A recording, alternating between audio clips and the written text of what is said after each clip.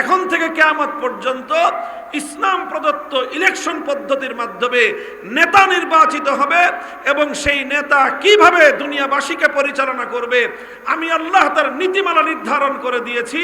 আমার দেওয়া নীতিমালার আলোকে তোমাদের পক্ষ থেকে আমার দেওয়া পদ্ধতির আলোকে নির্বাচিত নেতা দুনিয়াবাসীকে পরিচালনা করবে। এটা আল্লাহ পাকের অনেক বড় একটা নিয়ামত। এই জন্য আমি আবার ওই কথার দিকে ফিরে আসছি, ইসলামের অনন্যতার, ইসলামের অনন্য সৌন্দর্য হলো ইসলামের পূর্ণতা। ইসলামের অনন্য সৌন্দর্য হলো ইসলামের পূর্ণতা বা পূর্ণাঙ্গতা। আর ইসলামের এই পূর্ণাঙ্গতার অনেক দিক রয়েছে আলোচনা করবার। আজকের এই প্রেক্ষাপটে শুধুমাত্র দুটি বিষয়ের দিকে আমি দৃষ্টি আকর্ষণ করলাম, ইন্ডিকেট করলাম, পয়েন্ট আউট করলাম। একটা হলো ইসলামের অর্থ ব্যবস্থা, আর একটা হলো ইসলামের রাজনৈতিক ব্যবস্থা। এই পৃথিবীতে একমাত্র ধর্ম ইসলাম, যে ইসলাম ধর্মে যেরকম একজন মানুষ কিভাবে ইবাদত বন্দেগী করবে তার পূর্ণাঙ্গ ব্যবস্থা রয়েছে, পূর্ণাঙ্গ নির্দেশনা রয়েছে। আপনি যদি সুবহে সাদেকের সময় আমাকে জিজ্ঞাসা করেন যে হুজুর ইসলাম এখন আমাকে কি বলে, আমি বলবো ইসলাম তোমাকে বলে ঘুম থেকে উঠে তুমি ফজরের নামাজ আদায় করো। এরপরে যদি কিছুক্ষণ পরে জিজ্ঞাসা করেন যে এবার আমার প্রতি নির্দেশনা কি, ইসলাম বলবে যে তুমি জোহর পর্যন্ত রিল্যাক্সে থাকো, যখন সূর্য দ্বিপ্রহর পর্যন্ত পৌঁছে যাবে তারপরে তোমার প্রতি নির্দেশনা চলে আসবে জোহরের নামাজ আদায় করো। এরপরে নির্দেশনা চলে আসবে আসরের নামাজ আদায় করো। এরপরে নির্দেশনা চলে আসবে মাগরিব, এরপরে এশার নামাজ আদায় করো। এরপরে আবার ফজর পর্যন্ত তুমি বিশ্রাম নাও। ইসলামের পক্ষ থেকে প্রতিটি মানুষের প্রতি প্রতিদিন 24 ঘন্টায় 5 ওয়াক্ত নামাজের পূর্ণাঙ্গ নির্দেশনা আল্লাহ দিয়ে রেখেছেন। শুধু নামাজের নয়, বছর ঘুরে রমজান মাস আসলে সারা মাস রোজা রাখো, তোমার সম্পদের মালিকানা থাকলে যাকাত দাও, জীবনে একবার আল্লাহর ঘর বাইতুল্লাহর জিয়ারত করতে হজে যাও। এভাবে পূর্ণাঙ্গ নির্দেশনা রয়েছে ইবাদত সংক্রান্ত বিষয়ে। ইসলাম যেরকম মানুষকে তার ইবাদত কিভাবে করতে হবে এই বিষয়ে নির্দেশনা দিয়েছে, ঠিক তদ্রূপ ইসলাম নির্দেশনা দিয়েছে তুমি তোমার ব্যবসা বাণিজ্য কিভাবে করবে, তুমি তোমার অর্থনৈতিক লেনদেন কিভাবে পরিচালনা করবে। কারো কাছ থেকে যদি তুমি কোনো লোন নিতে হয়, ঋণ নিতে হয়, সেই ঋণটা কিভাবে নিবে, সেই ঋণটা যদি আবার তোমাকে ফেরত দিতে হয় কিভাবে তুমি ফেরত দিবে। তুমি যদি কারো কাছ থেকে টাকা নিয়ে তুমি যদি শেয়ারিং ব্যবসা করতে চাও, একজনের অর্থ আরেকজনের শ্রম, কিভাবে সেই তুমি শেয়ারিংটা করবা। অথবা দুইজন যদি পুঁজি বিনিয়োগ করে তুমি যদি কোম্পানির সিস্টেমে ব্যবসা করতে চাও, আমিও পুঁজি দিলাম তুমিও পুঁজি দিলা, দুইজন আবার পরিশ্রম করব, শেয়ারিং বিজনেস কিভাবে করবা, পরিপূর্ণ নির্দেশনা ইসলামের মধ্যে রয়েছে। এবং এই সকল সিস্টেমকে কেন্দ্র করে আজ সারা পৃথিবীব্যাপী যে ব্যাংকিং ব্যবস্থা গড়ে উঠেছে, সেই ব্যাংকিং ব্যবস্থার বিকল্প ব্যবস্থা হিসেবে ইসলাম যে অর্থ ব্যবস্থা দিয়েছে, ইসলামী ব্যাংকিং এর মূলনীতির আলোকে আজকের 21 শতাব্দীর সারা দুনিয়ার আন্তর্জাতিক অর্থনৈতিক সমস্ত কার্যক্রমকে পরিচালনা শুধু নয়, নিয়ন্ত্রণ করার মতো নির্ভুল একমাত্র ব্যবস্থা ইসলাম দিয়েছে, পৃথিবীতে আর কেউ দিতে পারে নাই। আমি শুধু আপনাদের বুঝাবার জন্য আমি এটা বলছি, কারণ আমি যখনই ইসলামকে নিয়ে আলোচনা করি তখন আমাদের অনেক ভাইয়ের মধ্যে এমনকি অনেক সরল প্রাণ অনবহিত, আমি অজ্ঞ বললাম না, অজ্ঞ বললে অনেকে মাইন্ড করবেন যে আমাদেরকে মূর্খ বললেন, আমি বললাম অনবহিত, জানেন না, খবর পান নাই। বহু মানুষ আছে অনেক জানেন কিন্তু ইসলাম সম্পর্কে জানার সুযোগ আপনার হয় নাই। অনেক পড়াশোনা করেছেন, ইসলাম নিয়ে পড়বার মতো সময় আপনি পান নাই। আপনি অনেককে জেনেছেন কিন্তু আপনার মালিকের বিধান জানবার মতো সুযোগ আপনার হয় নাই। এজন্য আমি আপনাকে খুব কোনো দোষ দিচ্ছি না, মূর্খও বলছি না, আপনাকে অজ্ঞও বলছি না, কিন্তু অন্তত অনবহিত তো আমাকে বলতেই হবে। তারা মনে করে যে যারা অর্থনীতিতে ইসলামকে বাস্তবায়ন করতে চায়, স্বাভাবিকভাবেই যে ইসলাম ধর্মের অনুসারী সে যদি অর্থনীতিতে ইসলামকে অনুসরণ করতে চায় তাহলে একজন হিন্দুও তার ধর্মের আলোকে অর্থনীতিতে হিন্দু ধর্ম ব্যবস্থা চাইতে পারে, একজন খ্রিস্টান অর্থনীতিতে তার খ্রিস্ট অর্থ ব্যবস্থা চাইতে পারে, একজন বৌদ্ধ তার অর্থনীতিতে বৌদ্ধ অর্থ ব্যবস্থা চাইতে পারে, একজন ইহুদি তার অর্থনীতিতে ইহুদি অর্থ ব্যবস্থা চাইতে পারে। আমি তর্কের খাতিরে মানলাম, ঠিক আছে। তাহলে আমি যেরকম মুসলিম হিসেবে অ্যাজ এ মুসলিম অর্থনীতিতে ইসলামী অর্থ ব্যবস্থা আমি চাইতে পারি, অন্য ধর্মাবলম্বীরা নিজ নিজ ধর্ম অনুসরণকারী হিসেবে নিজ নিজ ধর্মীয় অর্থ ব্যবস্থা সে চাইতে পারে, ঠিক আছে। এক্ষেত্রে সমতা যদি চাইতে পারে, তাহলে এবার আমার দ্বিতীয় কথা থাকবে, ঠিক আছে, আমার ইসলাম অনুযায়ী আমি কিভাবে অর্থ ব্যবস্থা পরিচালনা করব, আমার সমাজে কিভাবে আমি অর্থ চালাবো, আমার রাষ্ট্রের মধ্যে আমি কিভাবে ইসলামী অর্থ ব্যবস্থা চালাবো, সারা দুনিয়ার বর্তমান 700 কোটি মানুষের অর্থনৈতিক সব সমস্যার সমাধান ইসলামের আলোকে আমি কিভাবে দিব, তার পূর্ণাঙ্গ রূপরেখা আমি বিশ্ববাসীর সামনে উপস্থাপন করতে পারবো। এবার আমি পাল্টা একটা চ্যালেঞ্জ ছুড়ব পৃথিবীতে অন্য সবগুলো ধর্মাবলম্বীদেরকে, হিন্দু, বৌদ্ধ, ইহুদি, খ্রিস্টান, উল্লেখযোগ্য 4টা ধর্মের নাম মেনশন করে আমি বলতেছি, তোমরা তোমাদের একটা সিস্টেম দেখাও আজ 21 শতাব্দীর 2024 সালের এই শেষ লগ্নে এসে, যে পৃথিবীতে হিন্দু ধর্মাবলম্বী হিন্দু ধর্মের অনুসরণে একটা আন্তর্জাতিক হিন্দু ধর্ম ব্যবস্থা যেভাবেই হোক তোমরা সেটা প্রণয়ন করে আনো তোমাদের ধর্মগ্রন্থের আলোকে।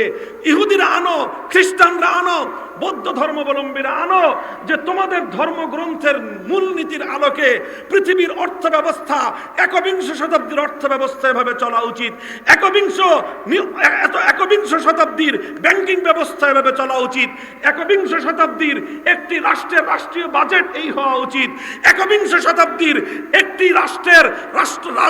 রাষ্ট্রের বার্ষিক রেভিনিউ কালেকশন কিভাবে হওয়া উচিত, একটি রাষ্ট্রের রাষ্ট্রীয় এক্সপেন্ডিচার কিভাবে হওয়া উচিত। এই শুধুমাত্র মূল নীতিগুলো কোনো একটা ধর্মাবলম্বীরা নিজ নিজ ধর্মের মূল গ্রন্থের নীতি থেকে শুধুমাত্র একটা ব্যবস্থা তোমরা সামনে আনো। আল্লাহর কসম খেয়ে বলি, 2024 সালের ডিসেম্বর মাস পর্যন্ত এসে এই গোটা মহাবিশ্বের মধ্যে, আসমান আর জমিনের মধ্যে কোন ধর্ম যদি অর্থনীতির কোন সিস্টেম দিয়ে থাকে, একমাত্র ধর্মের নাম হলো ইসলাম, একমাত্র ধর্মীয় অর্থ ব্যবস্থার নাম ইসলামী অর্থ ব্যবস্থা। আমি তুলনামূলক বিশ্লেষণে গেলাম না যে কোনটা উত্তম কোনটা অনুত্তম, তুলনা তো পরে হবে, আগে তুমি একটা ব্যবস্থা দিবা, তারপরে তো তুলনা করব। আরে খেলা তো হবে, আরে খেলতে হলে তো দুই পক্ষ লাগবে। তুমি তো খেলার মাঠে রেফারি নামার আগেই চলে গেলা সীমান্তের ওপারে, তোমার সাথে খেলা হবে কিভাবে?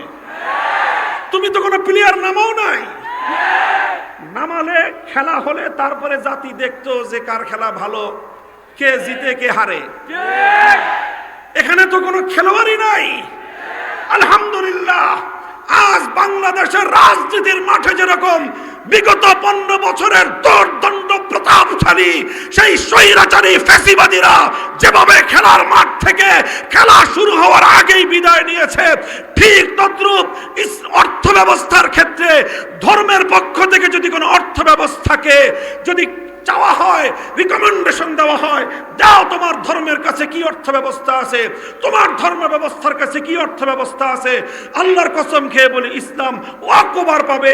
অন্য কোন ধর্মাবলম্বীরা ন্যূনতম প্রতিদ্বন্দ্বিতার জন্য কোনো অর্থ ব্যবস্থা সাবমিটই করতে পারবে না। এটা কি আমি ঘরের কোনায় চুঙ্গা লাগায় গোপনে গোপনে কানে কানে বলতেছি? আমি বলে যাচ্ছি সিলেটের ঐতিহাসিক রেজিস্ট্রারি মাঠে হাজার হাজার মানুষের মঞ্চে, এই যে মিডিয়া আছে, আমার এই বক্তব্য রেকর্ড হচ্ছে, আমার এই বক্তব্য যাবে সারা জাতির কাছে, বিশ্ববাসীর কাছে। আমার এই বক্তব্য থাকবে বহুকাল, বছরের পর বছর, যুগের পর যুগ। যতদিন এই বক্তব্য থাকবে ততদিন আমাদের পক্ষ থেকে ওপেন চ্যালেঞ্জ থাকবে। এই চ্যালেঞ্জ আজ নতুন আমি দেই নাই, এই চ্যালেঞ্জ আজ নতুন আমি দেই নাই। আরো বহু বছর পূর্ব থেকেই এই প্রসঙ্গে আলোচনা আসলেই আমরা এই চ্যালেঞ্জ ঘোষণা করছি। আজ পর্যন্ত হিন্দু ভাইয়েরা কোনোদিন বলে নাই যে হুজুর এই যে আমাদের পক্ষ থেকে হিন্দু অর্থ ব্যবস্থা। কোনোদিন কোনো ইহুদি বলতে পারে নাই এই আমাদের পক্ষ থেকে ইহুদি অর্থ ব্যবস্থা। কোনোদিন খ্রিস্টানরা বলতে পারে নাই সারা দুনিয়ার সমস্ত পৃথিবীর সমস্ত নেতৃত্বের ক্ষমতা খ্রিস্টানদের কুক্ষিগত। পৃথিবীতে সবচেয়ে বেশি সংখ্যাগরিষ্ঠ মানুষ হলো খ্রিস্ট ধর্মাবলম্বী। সারা দুনিয়ার নেতৃত্ব খ্রিস্টানদের হাতে। এত এত কিছু, সারা দুনিয়ার অর্থনীতি, সমস্ত শক্তি তাদের হাতে অর্থনীতি, তাদের হাতে সমরনীতি, সামরিক শক্তি সব তাদের হাতে। কিন্তু খ্রিস্ট ধর্মের আলোকে একবিংশ শতাব্দীর বিশ্ব অর্থ ব্যবস্থা কি হতে পারে? একটা ব্যবস্থা তোমরা শুধুমাত্র অলমোস্ট সাবমিট করো, তুলনা করার দরকার নাই। তোমরা যদি সাবমিট করতে পারো, আমরা আমাদেরটা প্রত্যাহার করে তোমাদেরটাকে বিজয় ঘোষণা করব। পারবা না, আলহামদুলিল্লাহ পারবে না কেউ। এ কথাটা এত আত্মবিশ্বাসের সাথে কেন বলি আমরা? এজন্যই আমরা বলতে পারি, কারণ আমাদের তুলনামূলক ধর্মতাত্ত্বিকরা প্রত্যেকটি ধর্মের ধর্মগ্রন্থ অ্যানালাইসিস করে এ কথা স্পষ্টভাবে জাতির সামনে পরিষ্কার করে দিয়েছেন, অন্য কোনো ধর্মগ্রন্থগুলোর মধ্যে মানব জাতির জন্য আধুনিক যুগের অর্থ ব্যবস্থা সংক্রান্ত পূর্ণাঙ্গ কোনো নির্দেশনা নাই। দেখেন, অর্থনীতি নিয়ে আলোচনা করা আমার উদ্দেশ্য না আজকে, এটা শুধু ফর এক্সাম্পল, দৃষ্টান্ত দেওয়ার জন্য বললাম এই কথাটা। বলেন তো, আমাদের দেশে ইসলামিক ব্যাংকিং নামে 9টা ব্যাংক আছে রাষ্ট্র অনুমোদিত। বাংলাদেশ ব্যাংকের একটা বিরাট ডিপার্টমেন্ট, একটা শাখা আছে, একটা অধ্যায় অংশই আছে ইসলামী ব্যাংকিং এর জন্য নির্ধারিত। শুধু বাংলাদেশ নয়, এটা পৃথিবীর এমন কোন দেশ আজ নাই যেই দেশগুলোতে ইসলামিক ব্যাংকিং ব্যবস্থা পরিচালিত না হচ্ছে। এটা ইউরোপে আছে, আমেরিকায় আছে, গোটা ওয়েস্টার্ন ওয়ার্ল্ডের প্রত্যেকটা দেশে দেশে ইসলামিক ব্যাংকিং ব্যবস্থা চলছে। ইসলামিক ব্যাংকিং, বলবেন যে ইসলামী ব্যাংকের মধ্যেও তো কত ঘাপলা আছে। আরে ভাই, ঘাপলা তো মানুষ করে, ঘাপলা তো ইসলাম করে না। ইসলাম একটা সিস্টেম দিয়েছে কিনা বলেন? ব্যাংকিং এর একটা সিস্টেম ইসলাম দিতে পেরেছে কি পারে নাই? কই আজ পর্যন্ত কোথাও হিন্দু ব্যাংকিং দেখেছেন? কোথাও খ্রিস্টান ব্যাংক দেখেছেন? ইহুদি ব্যাংক দেখেছেন? কারণ ব্যাংকিং কিভাবে চলবে, ইহুদি ধর্ম, খ্রিস্ট ধর্ম, বৌদ্ধ বা হিন্দু ধর্মের মধ্যে সেই নীতিমালাই তো নাই। ব্যাংকিং ব্যবস্থা তোমরা কিসের ভিত্তিতে প্রণয়ন করবা? মুহতারাম হাজিরিন, কাজেই এটা এজন্য বললাম কারণ এটা সবাই চোখে দেখতে পায়, এটা সবাই চোখে দেখতে পায়। সারা পৃথিবীর মানুষের অর্থনৈতিক ব্যবস্থা আল কোরআনের আলোকে পরিচালনা করা সম্ভব। শুধু নট অনলি ফর মুসলিমস, শুধু মুসলমানদের জন্য নয়। একজন হিন্দু, বৌদ্ধ, খ্রিস্টান, ইহুদি, তাদের অর্থনৈতিক কার্যক্রম কিভাবে চলবে, যেই দেশটায় বিভিন্ন জাতির মানুষ বসবাস করে, সেই দেশের একটা বার্ষিক বাজেট কিভাবে হবে, রেভিনিউ কালেকশন কিভাবে হবে, এক্সপেন্ডিচার কিভাবে হবে, তার যেই এই মাইক্রো ইকোনমিক কোন থিওরিতে চলবে, ম্যাক্রো ইকোনমিক কোন থিওরিতে চলবে, সব থিওরিগুলোর মূল কথা কোরআন এবং সুন্নাহর মধ্যে বর্ণিত রয়েছে। এবং সেই নীতিমালার আলোকেই ইসলামিক বেত্তা যারা, ইসলামের যারা ফুকাহা, ইসলামের যারা মুফতি, ইসলামের যারা কোরআন হাদিস বিশেষজ্ঞ, তারা কোরআন এবং হাদিসের মূল নীতির আলোকেই আধুনিক যুগের ব্যাংকিং ব্যবস্থা তারা প্রণয়ন করে দিয়েছেন। মুহতারাম হাজিরিন, ইসলাম যেরকম একবিংশ শতাব্দীর বিশ্ব অর্থ ব্যবস্থা পরিচালনা করবার মতো একটা চমৎকার ব্যবস্থা দিতে সক্ষম, ঠিক তদ্রূপ কিভাবে সারা পৃথিবীর মানুষের রাজনৈতিক ব্যবস্থা কিভাবে চলবে সেটাও একমাত্র ইসলামই দিতে পারে। বলবেন হুজুর, ইসলাম যেরকম দিতে পারে অন্য ধর্মরা দিতে পারে না?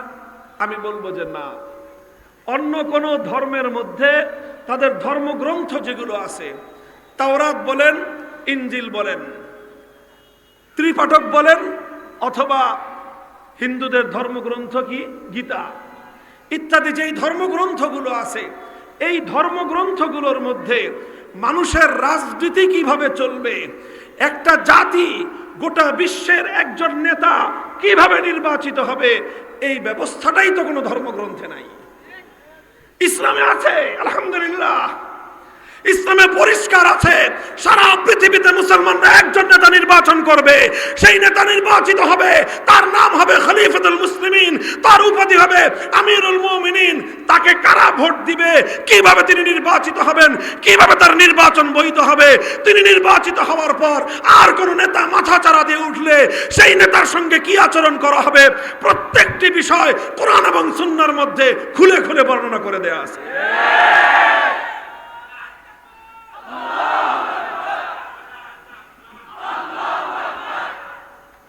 মুহতারাম হাজিরিন, বলতে পারেন অন্য ধর্মগুলোর মধ্যে কি নাই? যদি থাকে বলেন, চ্যালেঞ্জ করলাম, আনেন যে সারা দুনিয়ার একজন নেতা নির্বাচিত হবে, তার নাম কি হবে? হিন্দুরা বলুক। যে সেই সারা বিশ্ব নেতা, সেই বিশ্ব নেতার নাম কি হবে বলো? সেই বিশ্ব নেতার নির্বাচন প্রক্রিয়া কি হবে বলো? বলতে পারবে না। বললে তোমরা বানায় বলতে হবে, তোমাদের ধর্মগ্রন্থে নাই। বিজেপি বলবে কংগ্রেস মানবে না, মোদি বলবে রাহুল মানবে না, কারণ মোদি বললে নিজেরটা বলবে, তার ধর্মগ্রন্থে নাই, নিজে আজকে বানায় বলতে হবে। রাহুল গান্ধী সেটা মানবে না। আর আমাদেরটা আমি যেটা বলবো, খেলাফত মজলিস, বাংলাদেশ খেলাফত মজলিস যেটা বলবে, জমিয়ত উলামা ইসলাম সেটাই বলবে, ইসলামী আন্দোলন সেটাই বলবে, জামাতে ইসলাম সেটাই বলবে, সারা দুনিয়ার সমস্ত ইসলামী দল এক কথা বলবে, ভিন্ন কোনো কথা কারো কাছ থেকে শুনবে না।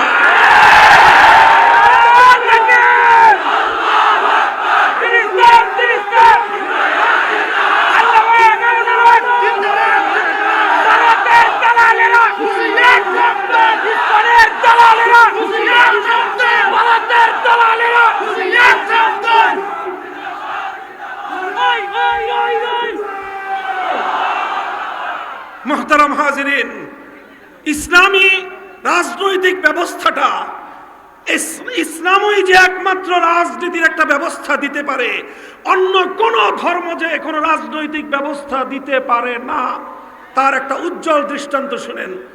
একটা স্যাম্পল তো দিলাম, একটা মূল বিষয় দিলাম। দেখেন, রাজনীতির একটা মৌলিক প্রশ্ন হলো নেতা নির্বাচন হবে কিভাবে? কথা বলেন।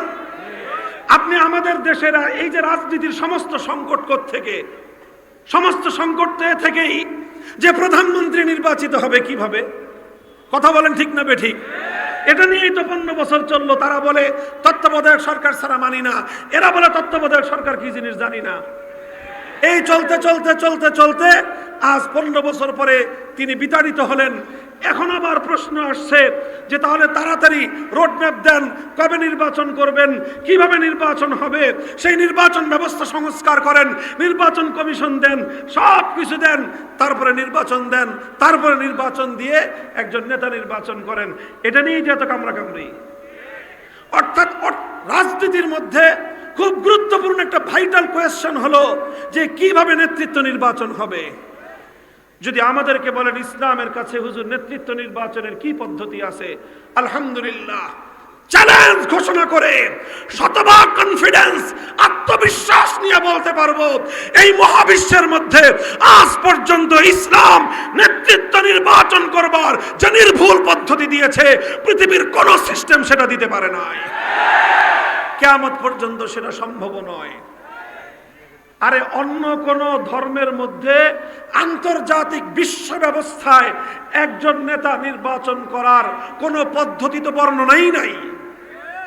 ভুল বা শুদ্ধ তো পরের কথা, উত্তম বা অনুত্তম সেটা তো পরের প্রশ্ন। কোন পদ্ধতিই নাই তোমার কাছে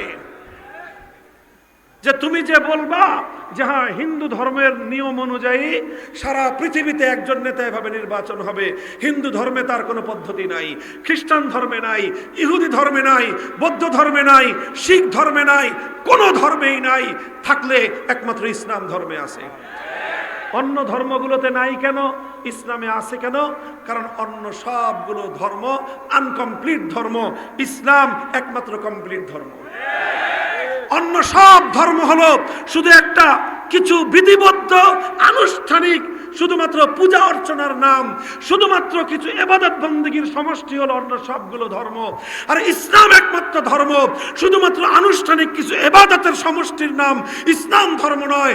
ইসলাম ধর্ম যেরকম ইবাদতের কথা বলে, ইসলাম ধর্ম ব্যবসা বাণিজ্যের কথা বলে, ইসলাম ধর্ম রাষ্ট্র রাজনীতির কথা বলে, ইসলাম ধর্ম আসমান থেকে জমিন পর্যন্ত বলে, আসমানের উপরেরটাও বলে, জমিনের নিচেরটাও বলে, মানুষের মাথার তালু থেকে পায়ের তালু পর্যন্ত সব ইসলাম বলে। তাহলে একটা কোয়েশ্চনের মাধ্যমে আমি তুলনা করলাম যে নেতা নির্বাচন করবার ব্যবস্থা ইসলামে আছে। শুধু আমাদের সোসাইটির নেতা নয়, হোল ওয়ার্ল্ড, সারা বিশ্বব্যাপী নেতা কে হবে তার নির্বাচন পদ্ধতি ইসলামের মধ্যে আছে। কিন্তু বিশ্ব ব্যবস্থায় নেতা কিভাবে নির্বাচিত হবে অন্য কোন ধর্মের মধ্যে এই ব্যাপারে কোনো ধরনের দিক নির্দেশনা নাই। দ্বিতীয় আরেকটা প্রশ্ন বলি, দেখেন আপনার কথাগুলি বুঝবেন, লক্ষ্য করে বুঝবেন। যে কারোর সাথে কোনো দ্বন্দ্ব সংঘাতের প্রয়োজন নাই, সাম্প্রদায়িক সম্প্রীতির দেশ। কারো উপরে গায়ের জোরে কথা বলি না আমরা। আমার আদর্শ আমি তোমার উপর গায়ের জোরে চাপিয়ে দেওয়া, এটা আমার ইসলামের শিক্ষা নয়। লা ইকরাহা ফিদ্দীন, ক্বাদ তাবায়্যানা আর-রুশদু মিনাল গাই, ফামান ইয়াকফুর বিত-তাগুত ওয়া ইউমিন বিল্লাহি ফাকাদ ইসতামসাকা বিল উরওয়াতিল উসকা। ইসলাম গ্রহণ করবার জন্য কোনদিন কারো বুকের উপর গিয়ে পিস্তল ঠেকিয়ে বলতে হয় না লা ইলাহা ইল্লাল্লাহ পড়ো। জয় শ্রীরাম বলার জন্য যেরকম তোমরা আমার ভাইদের কাঁধের উপর তরবারি উত্তোলন করো, জয় শ্রীরাম না বলবার অপরাধে তোমরা যেভাবে আমাদের ভাইদেরকে নৃশংসভাবে হত্যা করো, ইসলাম কাউকে লা ইলাহা ইল্লাল্লাহ বলবার জন্য কোশ্চেন কারো ঘাড়ে তরবারি ধারণ করে নাই, ঘাড়ে তরবারি ধারণ করবার পারমিশনও নাই।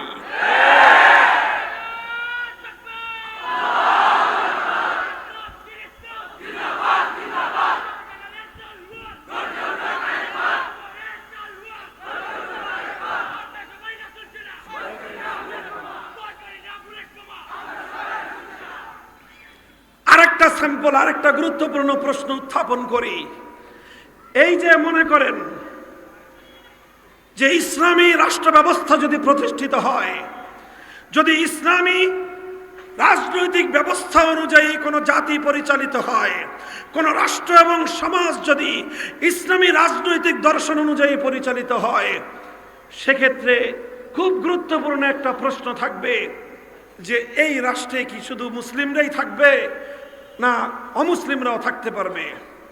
এই প্রশ্নের স্পষ্ট জবাব হলো ইসলামী রাষ্ট্র ব্যবস্থার দ্বারা পরিচালিত, ইসলামী আইন আদালতের দ্বারা পরিচালিত রাষ্ট্রে যেভাবে মুসলিমরা থাকবে, যে কোনো অমুসলিম এই রাষ্ট্রে সমানভাবে থাকতে পারবে। এখানে হিন্দুরা থাকতে পারবে, এখানে খ্রিস্টানরা থাকতে পারবে, এখানে বৌদ্ধরা থাকতে পারবে, এখানে ইহুদিরা থাকতে পারবে। প্রত্যেক ধর্মাবলম্বী যার যার ধর্মীয় স্বাধীনতা নিয়ে থাকতে পারবে।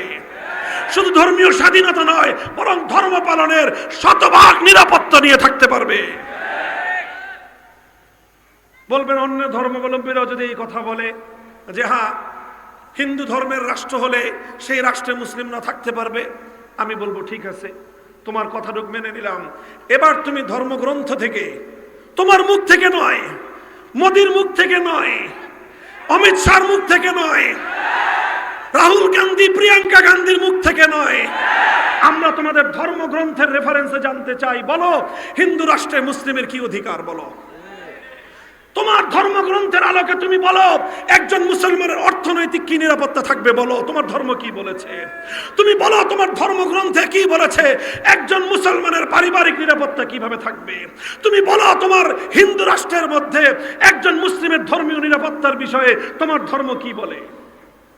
কোনো কথা বলতে পারবে না, কোনো জবাব নাই, কারণ এই বিষয়ে তাদের ধর্মগ্রন্থে কোনো আলোচনা নাই। এই বিষয়ে খ্রিস্টানদের ধর্মগ্রন্থে কোনো আলোচনা নাই, ইহুদিদের ধর্মগ্রন্থে কোনো আলোচনা নাই। আর যদি বলেন আল কোরআনের কথা, আর যদি বলেন আমাদের নবীর সুন্নাহর কথা, আলহামদুলিল্লাহ আল্লাহর নবীর হাদিসের যে কোনো কিতাব খুলেন, সেই কিতাবের মধ্যে একটা নয় একাধিক অধ্যায় পাবেন কিভাবে অমুসলিমদের অর্থনৈতিক ব্যবস্থা হবে, কিভাবে অমুসলিমদের জানমালের নিরাপত্তা প্রতিষ্ঠিত হবে, কিভাবে অমুসলিমদের ধর্মীয় নিরাপত্তা প্রতিষ্ঠিত হবে, কিভাবে অমুসলিমরা অপরাধ করলে সেই অপরাধের শাস্তি কিভাবে হবে, মুসলমান অপরাধীর সাজা কি হবে, অমুসলিম অপরাধীর কি সাজা হবে, মুসলিম অপরাধী কিভাবে রাষ্ট্রকে অর্থ দিবে আর অমুসলিম নাগরিক কিভাবে রাষ্ট্রকে অর্থ দিবে, মুসলিমরা যাকাত দিবে অমুসলিমরা জিজিয়া দিবে, প্রত্যেকটা বিষয় এমন স্পষ্টভাবে বর্ণনা ইসলাম দিয়েছে, কিয়ামত পর্যন্ত কোন ব্যক্তির পক্ষ থেকে নতুন কিছু বলবার প্রয়োজন নাই।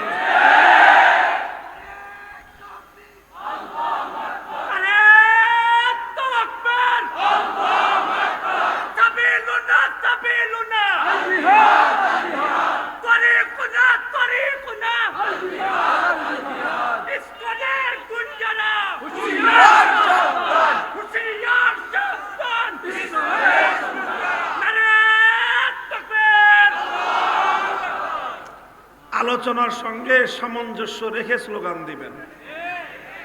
ইসকনের গুন্ডাদের আলোচনা অন্য জায়গায়, এখানে আমার আলোচনা চলছে no east no west, Islam is the best. কথা হলো এটা যে ইসলাম একমাত্র পূর্ণাঙ্গ জীবন ব্যবস্থা, ইসলামের মধ্যে একমাত্র রাজনৈতিক সিস্টেম আছে, অন্য কোন ধর্মের রাজনৈতিক সিস্টেম নাই। আমি দুটো কথা বললাম, এই দুটো প্রশ্ন শুধু প্রশ্ন নয়, চ্যালেঞ্জ হিসেবে থাকলো, শুধু মুসলমানদের কাছে নয়, সকল ধর্মাবলম্বীদের কাছে থাকলো, শুধু সিলেটের অমুসলিমদের কাছে নয়, সারা বাংলাদেশ, শুধু বাংলাদেশ নয়, ভারতের এবং সারা বিশ্বের সমস্ত ধর্মাবলম্বীদের কাছে এই দুটো প্রশ্ন থাকলো। কিভাবে বিশ্ব নেতা নির্বাচিত হবে, ধর্মগ্রন্থের রেফারেন্সে ধর্মীয় সিস্টেম তোমরা দেখাও। কিভাবে তোমাদের ধর্মীয় রাষ্ট্রের মধ্যে মুসলিম নাগরিকদের অধিকার কিভাবে পালিত হবে, তার পূর্ণাঙ্গ রূপরেখা আমাদের কাছে দাও। তোমরা দিতে পারবে না, আমরা 1400 বছর ধরে সারা দুনিয়াতে শুধুমাত্র তার থিওরি দেই নাই, বরং আমরা 1000 বছর পর্যন্ত তার প্র্যাকটিক্যাল বাস্তব নমুনা বিশ্ববাসীর সামনে আমরা উপহার দিয়েছি। মুহতারাম হাজিরিন, কথা লম্বা নয়, মূল প্রশ্ন হলো এই কথাগুলো আমি আলোচনা করলাম আরেকটা কথা বলবার জন্য, যেই কথাটা আজকে আমাদের মীমাংসা হওয়া প্রয়োজন। আজকে বাংলাদেশের রাজনীতির মূল যেই প্রশ্ন, যেই জায়গাটায় অমীমাংসিত, যেই প্রশ্নের সমাধান করতে হবে আমাদেরকে, যেই সমাধান আজ আমরা 75 বছর, পৌনে 1 শতাব্দী পর্যন্ত পাই নাই, আজ বাংলাদেশের 5ই আগস্টের বিপ্লব পরবর্তী বাংলার মাটিতে সেই অমীমাংসিত প্রশ্নের সমাধান আদায় করতে হবে।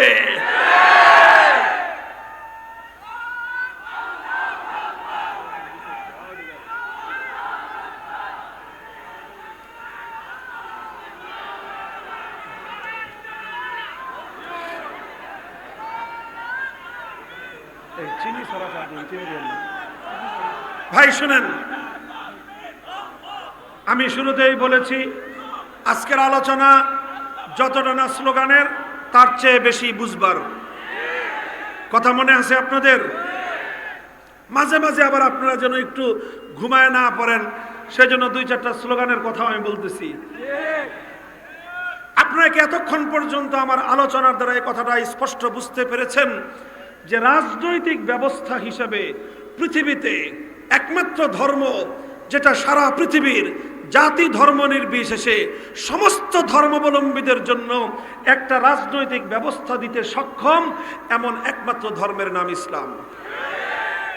অন্য কোন ধর্ম পৃথিবীর সমগ্র মানব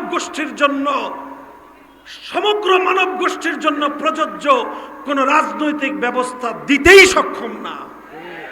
দেওয়ার পরে সেনা আমরা কম্পেয়ার করে দেখব যে কোনটা ভালো আর কোনটা খারাপ।